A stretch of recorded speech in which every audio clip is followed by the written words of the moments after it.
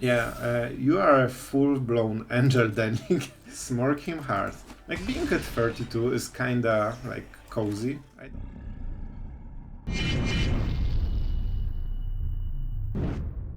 Hello everyone, it's Sloth here, today again with kinda controlish, but this one is more of a mid-range-ish deck, because we have some cardo, some control, but we are mostly like trying to play high-value spells that just, give more than one card value. So the idea is that we play a lot of permanents with 3 or less converted mana, because we play Paragon, then we can replay all of this, and then we play Tamiyo that can resurrect the Paragon, that can resurrect all of this, and that was the great idea that I had for this deck. However, a fair warning for your wildcards. The games today were pretty crazy, and I think they will be pretty epic. So I've tried to pick the best ones, and I think you will enjoy them. So on the content creation and entertainment, I think that should be very nice. But on the deck side, I really had bad results with this one. I don't know why. I've been getting mana screwed over and over, even though I played 25 rounds. So fair warning, my results with this deck were really bad, so I wouldn't craft it if you want to be competitive. It's only for entertainment value. I hope you appreciate the warning. I feel responsible for your wildcards. So, with that being said, the idea for the deck was exactly like this. We wanted more value. I started with double Paragon. I started with one Depopulate. I started with more control. But in the end, after playing some games, it was always the same. Cut everything that is above 3 mana cost, basically, because, you just play against the clock always, every single game. So we increased the populates. I also tried card that was on my mind for a long time. Deadly Riposte. 2 mana instant that deals 3 damage, which is usually enough to kill everything you care about, and you gain 2 life. So it's basically a small upside at the cost of big downside of destroying tapped creature. Don't forget, if you have 2 mana at the end step, your opponent plays something, it's untapped, so we cannot kill it in at the end step.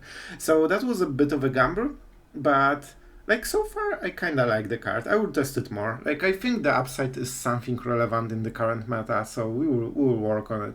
We also have things like Denik, because it really synergizes with Wedding Announcement, Emperor, and Tamiyo. You just get so much life linking action. And also Shigeki, because, there was in my mind this weird spot that some games might be longer than 6 turns, I don't know. I'm crazy, I know. So we have some value. We have Bankbuster, Shigeki, and Memory Deluge to go for the longer game, but we try to pack the value into the early and mid game just to hopefully survive. And the idea is mostly about Wedding Announcement. I wanted to play this card for some reason today, and this is the result. This is so much value always, and it gets better with Serra Paragon because this dies to invoke the Spara very often. So that is the deck. Remember, do not craft unless you know what you are doing. And with that being said, don't forget to subscribe to the channel. It really helps. It tells me that you want this kind of warnings and content, and that's really appreciated. And with that being said, let's go into the games. I really hope you enjoy them, and I hope they will be entertaining. Alright, we are going first, and we have nice mana, so we'll try. We'll definitely try this one out. And all of our lands come untapped, but we don't have 2 mana plays, so we might as well get rid of the Triumphs. And that was our bet early game. However, now we entered the kinda mid-game-ish moment. So we have 2 ways. We either go aggressive with Wedding Announcement, or we just go super passive with Memory Deluge. I think that given we are on the play, we can force the plays. And this means that we can be more aggressive. Even if this gets cut down, we will get the other 2 instances of the effect and the anthem. So it will make everything a little bit better. We kinda got a little punished, but it's just for damage, so I think we can make it work. And now we defend. We just wanted to, lower the guards for 1 turn to get this going, and just like this. So we have 2 ways. We can either Dissipate or just Fateful Absence it. And that's an interesting choice. We could also Memory Deluge and Fateful Absence during our turn, then Otawara and Peacekeeper, or just counter spell. Yeah, this is better. I think this is way better. Alright, Elspeth. Well, Don't mind if I do. Alright, so we have pretty nice ones. I think Endless Detour is good enough. It's not a perfect card, but it's a solid card. Not sure if the upkeep still works if we waited so long, so let's just make sure. 4 damage to my face. Easy. And before we draw, we get rid of this one. And we have 3 mana, which is perfect for our next place. Yes. Very, very nice. And we get another dude. And now, the Dragon Engine is no more. So we basically got the full value out of the wedding announcement. And Phyrexian Dragon Engine cannot beat us right now. Alright, 5 cards. He can go for the Unearth. That's an interesting part. So we kinda trade both, right? Is it worth it? Yeah, he has 5 cards, so he doesn't want to Unearth. If he kills one of them, we can protect the other one. Or we can just bounce the Dragon Engine in the worst case. Alright. And now he's forced to start playing stuff. Which will be probably pretty sweet. Also we have 6 mana next turn, which is perfect. He wants to draw a card, sure. Sure. I mean, let's see if he gets the card in response, because we can tax the token, I think. Not sure. This is clue. We'll look at the opponent and choose any card name. I think it's a token, it's not a card, probably. Alright, so a Braid will kill it. And he will use it in the end step, but if he wants to do it... Yeah, so we name the Braid. It means he cannot draw card then. And I should play the land first. No reason not to.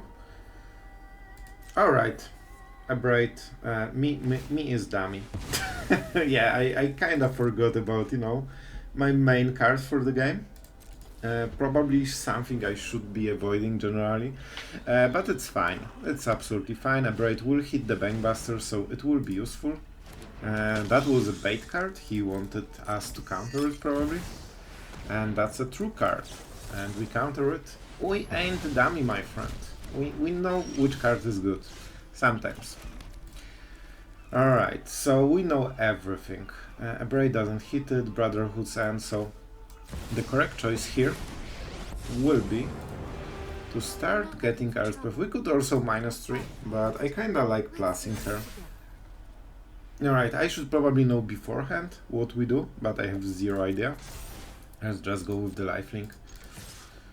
5 damage. Man, this Anointed Peacekeeper is always like a, you know, like a tank basically. And yeah, the Braid is still named. Can we recover? Yeah, I think if he spends his full turn just to kill the Bankbuster, I think we can out-tempo him super hard. Elspeth is near 7 loyalty already. Brotherhood's End is a factor. But yeah. If he casts this... Oh no, he got a land. Okay, so now he can Braid and Brotherhood's End.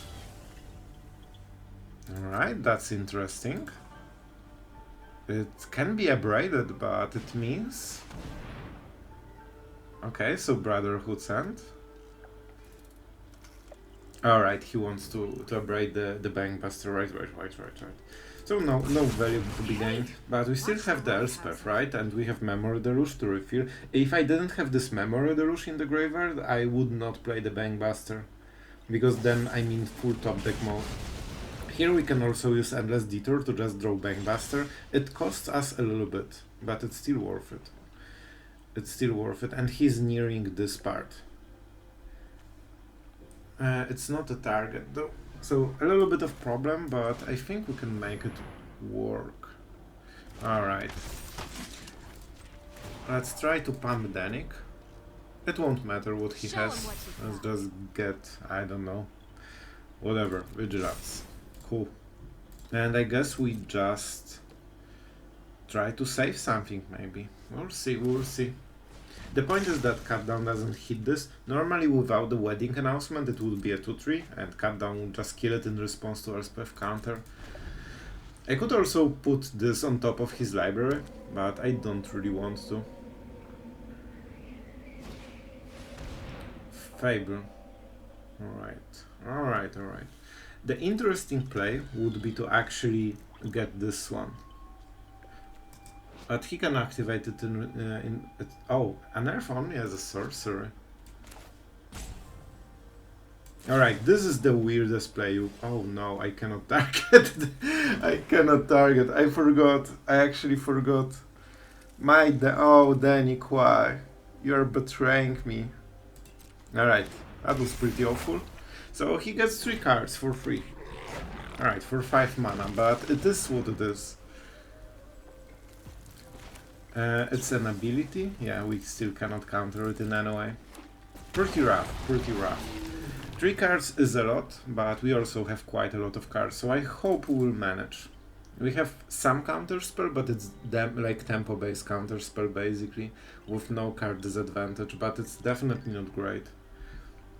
Danik needs to do a lot of work this game. Alright, so he didn't attack, so he didn't want to give us the lifelink. I don't think unless Detour, like we cannot target Graveyard anyway, whatever. Alright, this is pretty good. Oh, I for some reason thought it's until end of the turn. I'm a great player. Like, such great. So player. Oh my god, that was so bad. I guess we go for Shordet. Shield. Well, there's a lot of Shordets. Alright, the Apocalypse, you know, just making sure. Just making sure. And I guess we keep plussing. Be brave. I will go for this one. And I guess he won't be blocking, but just to be sure. You know, that's 10 life. It's not a lot. It's not a lot. And if he plays Shorted, that's basically his full turn outside of Harvester, and he can cycle cards, so he will definitely get something better. Alright. I guess that's it. We still have Memory Deluge, so we are not out of options, but the problem is that Memory Deluge means one turn we don't do anything. And I'm not sure if we can do nothing. Well, he cycled the Shorted. Interesting choice. That's a big gamble, because Shorted, even if it's slow, it still does stuff. Alright. Create a treasure token. Alright, we will definitely block it. I don't need the live game. I want the Danik. I think he might have some kind of sweeper. Or damage, and he wants to get rid of the best creature. Like Brotherhood Sand? Something like this. Yeah, exactly. And in the end, he got 2 for 1 basically. It's not strict 2 for 1 because Fable just does value for free. But still. Alright. It would be great if you drew it next turn, I think. He can play the Harvester, but then we should have this one turn to play Memory Deluge, and I think that's what counts. So I think if we slow him down enough, it should be okay. He's really trying to kill this Elspeth, but the problem is that she's growing so fast. Okay, that's a pretty decent draw overall. I know there's a hero in Yeah, you are a full-blown angel Danik. Like, hit him, smork him hard. Like, being at 32 is kinda, like, cozy. I don't mind it. Is it wedding announcement to... Yeah, like... Yeah. Invoke Despair doesn't do anything then. And the token is actually pretty huge, so... Yeah, I think that's a good play. He needs Invoke Despair, but now it doesn't work, so he needs a direct removal that is not damage based, and a lot of his like removal is like 3-4 damage. Yeah, he's trying to cycle into something. Problem is that he's dying this turn, unless he draws this particular card, and of course he drew it. It's fine. It's absolutely fine. We'll smork him otherwise, but definitely really helping him so far. Yeah, that's the best possible chain of draws to exactly answer everything we have. Perfect. Absolutely fine. What is the chance he will just top deck the Braid? Like, you know, straight from the top. Probably insanely huge, right? It's a 1 card. I'm not even sure if he has another. Like 2 is already a lot. So I honestly think it is possible he doesn't have more. And as you can see, we still are doing, but his mana is a little bit of problem. I think he might explode this turn, by the way. No, he just draws another go for the throat. Oh, Magic is extremely easy if you are a great player that can draw correct cards every single turn. It's so fine. It's so fun. So I'm doing it because there is such a small chance that he will draw land into a braid or something like this. Also, even if it's not activated, it will work anyway. So I just want to detriment him from attacking. And the problem is that he can use the harvester thing again and Kiki-Jiki. I cannot believe he actually top decked his way out of this whole situation. Just 3 straight up removals from the top. Alright, so he can kill the Bankbuster. We are taking the damage. That's actually a smart attack, because after first strike, like, or he can just copy the harvester and -2/-2, not really because it's sorcerer speed, but he probably has some removal, some damage based effect. This kind of attack was weird if he didn't have it.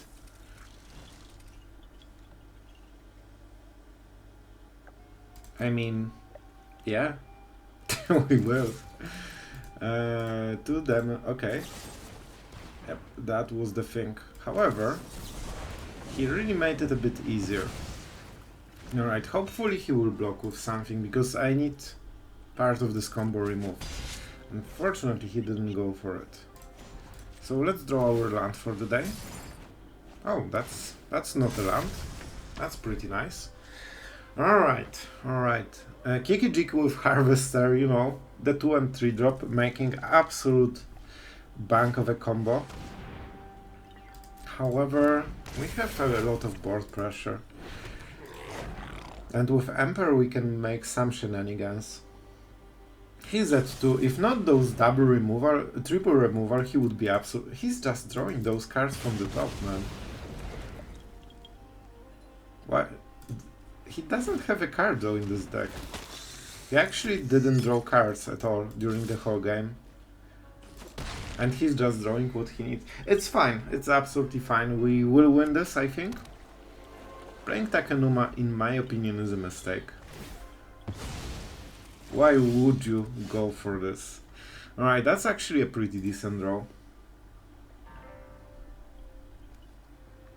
Alright, so how do we do it?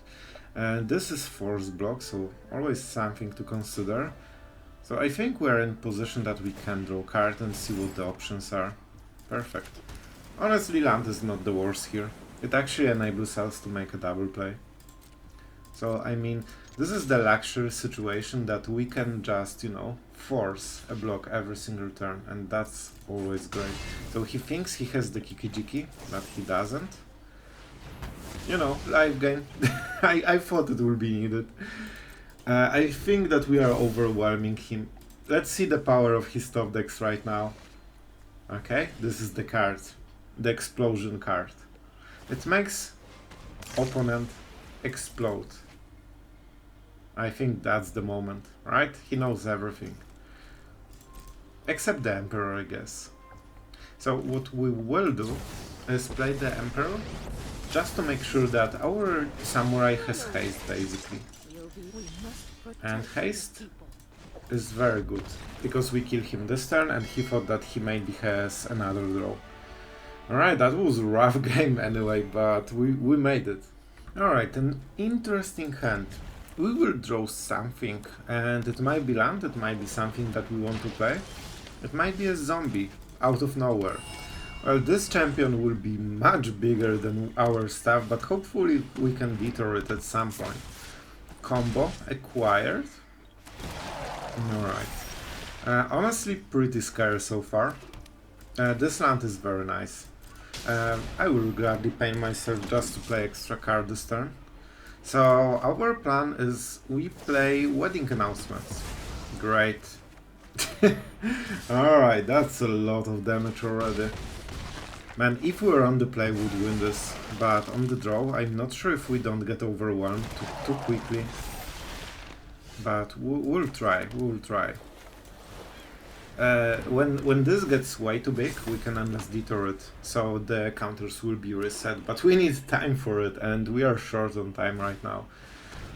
Alright, that's an interesting one. Yep, so that will be a card. That's really unlucky. Well, it's not unlucky, it's part of his deck, of course, but unlucky for us. Yeah, drawing extra card every turn is brutal. That was probably a mistake, right? What is the chance he has room? I think I just need to eat the mistake. It should be headquarters. It was just a bad play. So we need to activate first wedding announcement and just survive. So we'll probably chum block this guy and just wait until next turn we activate all of this. Cut down. Let's see how many removals, how much removal spells he has. Tainted Adversary, not the worst that can happen, definitely, but still pretty brutal. We have to go like this. I hope that I will have one extra token, but I won't. Then it might also be the key to this matchup. Alright, so we might not get punished for our bad play last turn. So I could play what? Shigeki into Detour? That doesn't seem too bad. Detour will hurt us like crazy though. I still think it might be the right... Oh no, this is also pain? Oh, whatever. It's the same pain, just in different... Because we will get the Anthem effect, right? So the fact that we can disrupt one of his best cards is a big deal. And our board looks pretty nice. Alright, so we'll definitely give him this. I will probably detour it, I guess. Alright, so he's attacking with Death Toucher. Smarty. Oh, that's a rough one. He knows how to make those attacks so awkward. So this is definitely a block. Do we double block this guy? We lose a lot of stuff. But I guess it has to be like this, right? I could also just lose Shigeki and replay it. Nah, it will be Danik. I need Danik with double Anthem. Pretty rough. He also keeps getting extra cards, so that's pretty brutal. I will give him this 2 life, it doesn't matter, but what matters is if he plays something. Alright, so that's the end step. So let's get rid of the shorted, because we are really hard on the cards. Or on the life. Shorted is so scary. Alright, I want something that doesn't pain me. Alright, that's actually pretty okay. Now guys, we are fighting for our survival. Danik definitely will help. If this can survive, it might stabilize us. And double Anthem, look at our board. Our board is way scarier than his. And with Danik, the problem is that he will just get cards and 7/7 is no joke. Let's get the token. Oh no! Let's punish him. Thank you. Oh, that helps. I actually nearly missed it, and I think he might miss it as well. Unless he just wants to kill Danik somehow. Okay, so... yeah, we get even more life. Unfortunately, we don't get the backside, but it's fine. Alright, let's draw a card. We don't have much time, unfortunately. We don't have much time. We can detour, but it's not great. Sure, that absolutely punishes us on every single step. So we can get back Shigeki, but we don't really have anything in the graveyard. We might get something though. So I want my mana, that's for sure. Oh man, I don't know. If we cycle it, if we don't hit anything big, this is such a bad play. So I think I will try to survive one more turn. It might be extremely challenging. By the way, this drew like 5 cards. Oh, thank you. That's not great. So let's get rid of the token. It could be Shigeki, but it's still better to do it like this. One anthem is good enough for now. So I guess we need to hit Depopulate, right? If we know exactly what we play around, it might be a bit easier. We also get free block with Shigeki if we want to use the ability. So let's see the attacks and then decide. He's offering Shrouded. It might be a go for the throat, but I think we need to just risk it then. Alright, Depopulate. I won't have enough mana to do it. Unless I hit land, then I will. Okay, so I can channel for 1 and Depopulate if I have to. So for this reason, those will be the blocks, I guess. So we lose everything, which is always great. However, we will get Shigeki. Oh wow. Thank you, Shigeki, with full land deck. Well, that's not what I wanted. Alright. Charlotte is dead. There's that at least. So let's cycle and hit Depopulate from the top. Hit Depopulate from the top? I guess we won't. Alright. So we will play this. I can heal quite a bit. So this will be what? 4 damage at the most. We can survive it. Like, I feel that we have plays that might even win this at some point. If I go for Serra Paragon... Alright, so... Yeah, okay, I think I know. I think I know the play. This might be pretty obvious, Emperor. Let's see what the cards are. Alright. Like, don't forget, Depopulate wins the game on spot.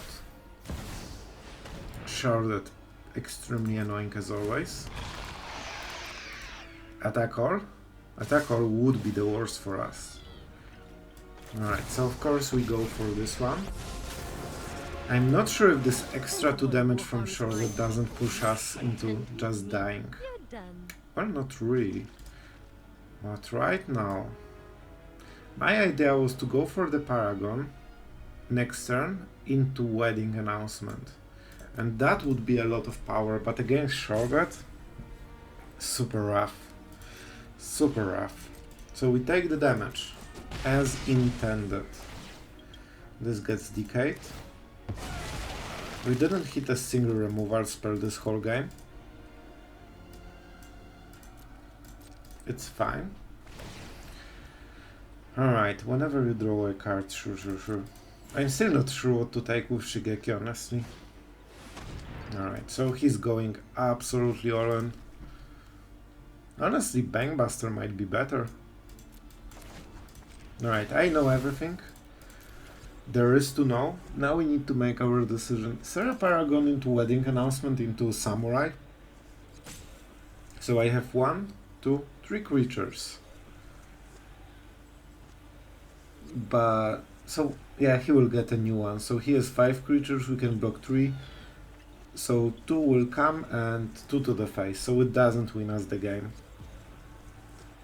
Deadly Riposte is too weak. I think our chance is Bangbuster. I think we need to draw Depopulate. Either naturally or just forced. That's definitely not. Alright. I kinda forgot about this little thing, but at least we will know if Depopulate was the last card. That was the winning card, guys. If that...